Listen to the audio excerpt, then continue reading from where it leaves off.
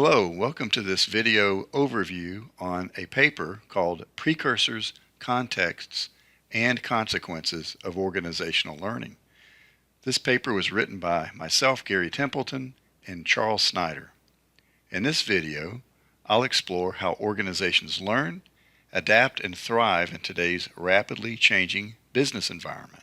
Drawing from extensive research, this paper provides a framework for understanding the key factors that influence organizational learning, including the structure and culture of a company, as well as the external forces it faces.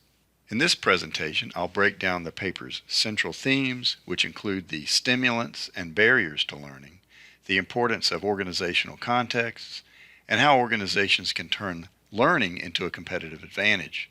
Whether you're a manager looking to foster a learning culture or a researcher interested in organizational theory, this video will offer valuable insights into what makes a learning organization successful. So let's dive into how these concepts can transform organizations into more adaptive, innovative, and competitive entities. First, we should talk about organizational learning precursors. The precursors of successful organizational learning are elements within a company's structure and culture that either promote or inhibit learning. There are two main categories of precursors: structure and culture, both of which contain stimulants, which facilitate organizational learning, and impediments, which hinder organizational learning.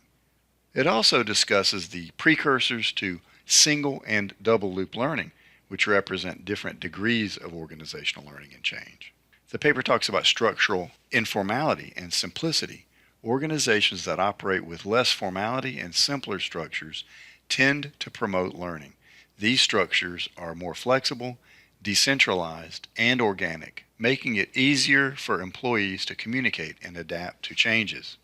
The infusion of information technology allows organizations to become more flexible and networked, fostering a better environment for organizational learning by improving communication, information sharing, and adaptability. Regarding impediments, a rigid, formalized structure with centralized decision-making processes can stifle learning. Complex hierarchies create barriers to communication, making it harder for new ideas to flow and be implemented.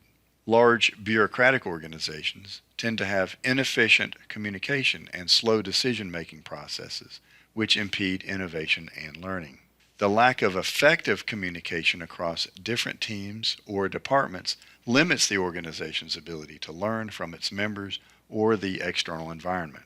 Likewise, organizational culture comprises of stimulants and impediments. Regarding stimulants, a diverse and complex culture that embraces learning, innovation, and change is conducive to organizational learning.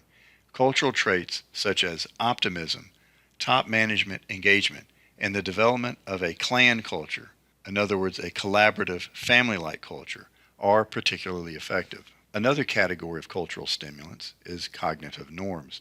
These include shared values like openness, creativity, and a commitment to continuous improvement. Managers should foster a learning culture by promoting empathy, systemic thinking, and employee empowerment. A final cultural stimulant is dialogue. The use of dialogue within the organization allows for better understanding and collaboration across different groups. Dialogues help uncover hidden assumptions and promote problem solving. We'll talk about three cultural impediments. First is cultural homogeneity. A lack of diversity among organizational members can limit the variety of ideas and solutions, thus inhibiting learning.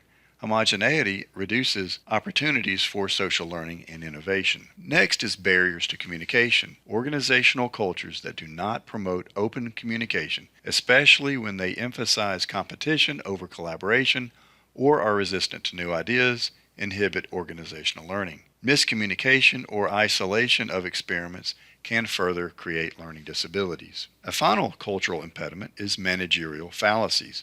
Managers may fall into certain traps, such as overvaluing isolated experiments or not respecting early adopters of new technologies, which can prevent the organization from fully learning and adapting. Next, the paper talks about the precursors to single-loop and double-loop learning. Single-loop learning focuses on incremental changes and improvements It is triggered by the need for small adaptive changes in a stable environment.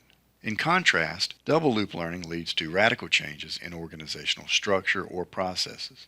It is associated with organizations in turbulent environments, where transformative, large-scale changes are necessary for survival.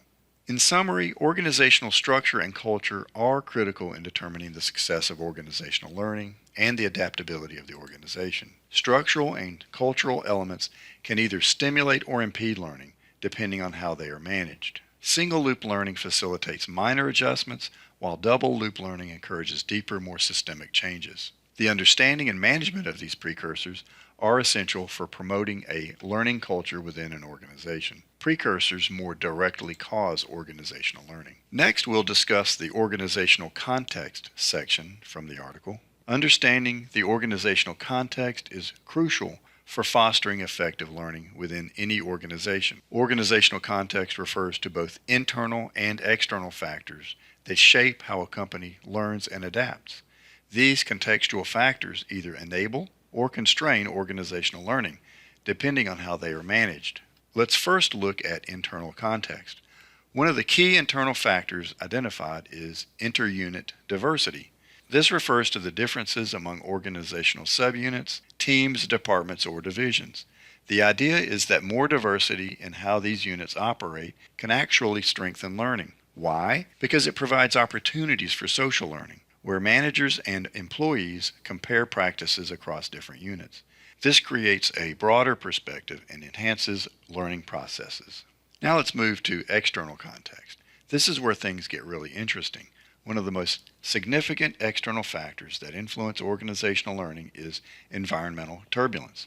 This refers to the rapid changes in a company's environment, whether due to technological advancements, market shifts, or competitor innovations. Environmental turbulence can actually stimulate learning by creating situations where organizations need to adapt quickly. When the environment is stable, there's little need for learning, but in a turbulent environment, companies must react to survive, which enhances the learning process. In fact, the article suggests that organizations should seek out turbulent environments when possible. Why? Because it keeps their learning processes sharp and prevents stagnation. This doesn't mean embracing chaos, but instead actively engaging with challenges that drive growth and learning. Another aspect of the external context is inter-firm trust. In dynamic and competitive markets, collaboration between firms can offset some of the instability caused by environmental turbulence. Trust allows firms to collaborate effectively, sharing knowledge and insights that help them learn and grow together. In summary, the internal and external contexts of an organization play a significant role in its ability to learn and adapt. Internally, diversity among units strengthens learning, while externally, turbulence and trust help organizations evolve. Successful companies balance these factors, using both to drive continuous improvement and learning. To wrap up this section, organizational context isn't just a passive backdrop, it's an active force that shapes learning. Organizations that want to thrive should leverage internal diversity and embrace external turbulence to drive learning and innovation. Next, we're going to focus on one of the most crucial aspects of this concept, the consequences of organizational learning. Understanding these outcomes is essential for both managers and researchers, as it helps them see the tangible benefits of fostering learning within an organization. The consequences of organizational learning can be broadly grouped into two categories: responses to environmental turbulence and responses to competitive necessity. Let's break these down. Environmental turbulence refers to the rapid changes in the external environment, whether it's due to new technologies, global competition, or sudden market shifts. Organizations that are adept at learning are better equipped to respond to this turbulence in two main ways: behavioral change and technological change. First, behavioral change. Organizational learning pushes companies to constantly innovate. As markets evolve, so must the behaviors and strategies within organizations. According to the research, top management should adopt proactive strategies like continuous innovation, where new knowledge is constantly created and disseminated across the organization. This allows firms to adapt to environmental changes efficiently, especially in unpredictable conditions. In fact, organizational learning can even prompt companies to rethink their entire structure and design to stay competitive. When environments are turbulent, old designs often become obsolete and new forms of organizational behavior emerge as a response. The next response to environmental turbulence is technological change. Organizations that embrace learning are better able to respond to the increasing complexity of technology in their industries. As technology evolves, so does the need for aggressive knowledge creation and adoption. Firms have to invest in double-loop learning, which promotes deeper understanding and more radical change to stay ahead. It's also important to note that technology adoption isn't just about acquiring new tools. It's about embedding this technology into the organization's core processes to remain competitive in today's fast-paced markets. And now let's talk about the second major consequence to organizational learning: responses to competitive necessity. Here, organizations use learning to respond directly to their competitors' actions and innovations. These responses can be divided into four key areas: gaining a competitive advantage, adopting new organizational technologies, enhancing the organizational knowledge base, and improving overall effectiveness. First, competitive advantage. One of the most significant consequences of organizational learning is its impact on firms' competitiveness. Learning allows organizations to continuously innovate, adopt new technologies, and build up intellectual capital, leading to a sustained competitive edge in the market. As some researchers have pointed out, organizational learning might even become the only source of sustainable competitive advantage in the future. The second response to competitive necessity is organizational technologies. Learning organizations are more adept at adopting, developing, and implementing new technologies. This is crucial for maintaining relevance in industries where technological advancements happen rapidly. By consistently engaging in learning, firms can ensure they stay at the forefront of innovation and adapt their processes to leverage the latest technological trends. The third way that organizations use organizational learning to respond to competitive necessity is their ability to enhance the organizational knowledge base. As organizations learn, they build up a rich memory of experiences and knowledge. This accumulated knowledge becomes a resource the organization can draw upon, allowing for more informed decision-making. The better an organization retains and uses this knowledge, the more effective it becomes at navigating challenges and recognizing opportunities. The final response to competitive necessity is organizational effectiveness. Organizational learning enhances overall effectiveness by improving decision-making, enabling faster product development, and promoting better integration of processes. It even impacts individual employees, increasing their awareness of how the organization functions and how they can contribute to its success. The result, a more flexible, dynamic, and high-performing organization. So in summary, the consequences of organizational learning are far-reaching. Whether it's helping firms adapt to environmental turbulence through behavioral and technological changes, or giving them a competitive edge through innovation, new technologies, and enhanced knowledge, organizational learning is a critical component of modern business success. In conclusion, I've emphasized the theoretical and managerial implications on an important theoretical paper on organizational learning. I've discussed how understanding the relationship between precursors, contexts, and consequences is key to both researchers and managers in fostering successful learning within organizations. This paper has important implications for theory.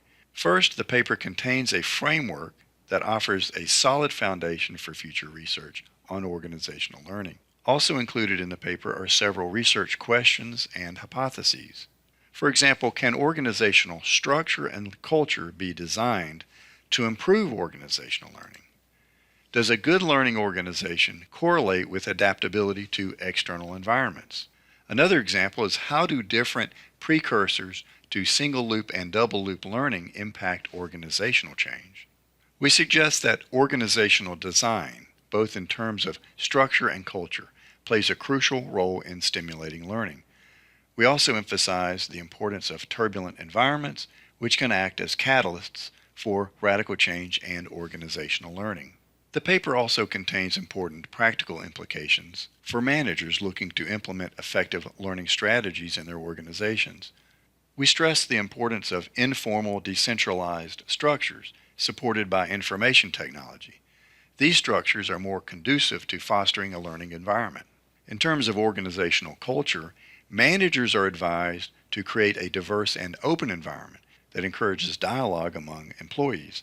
This will help facilitate learning and innovation. Additionally, managers need to manipulate their organization's internal and external contexts to better facilitate learning.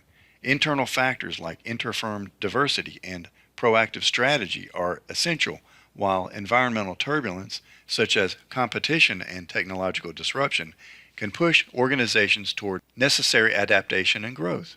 We also highlight that although consequences of organizational learning are not directly controllable, they are useful for motivating learning and assessing its effectiveness. Managers should focus on responding to environmental turbulence through both behavioral and technological change. In doing so, they can achieve competitive advantages, organizational effectiveness, and new organizational technologies. Finally, we encourage you to read the paper thoroughly. It contains more concepts than included in this video. We believe this paper is an excellent overview of the organizational learning topic for beginning researchers. You can find the paper using the below citation. By all means, feel free to use the concepts in this video and in this paper and cite this research to support your thinking. Thanks for watching.